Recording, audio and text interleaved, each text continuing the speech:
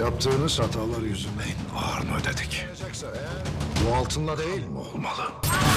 Dayman, Kayı Obası'na varmış. Biz her daim hazırız.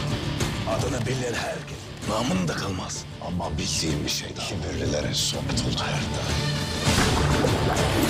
Bala Hatun Firik. Selamun aleyküm arkadaşlar, Kuruluş Osman'ın yeni bir analiz videosuna hoş geldiniz.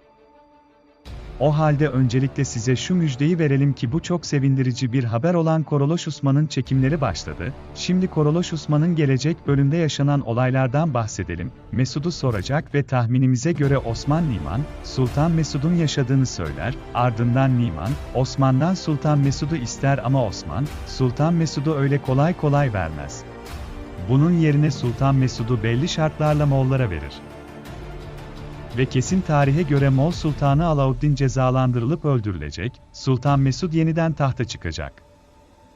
Ve böylece Osman, İsmahan Sultan'dan kurtulacak ve Sultan Alaaddin ve Osman yeni fetihlere yönelecektir. Arkadaşlar, bu konudaki fikriniz nedir? Yorum kutusundan bildirin. Bir sonraki videomda görüşmek üzere, o zamana kadar Allah razı olsun hafız.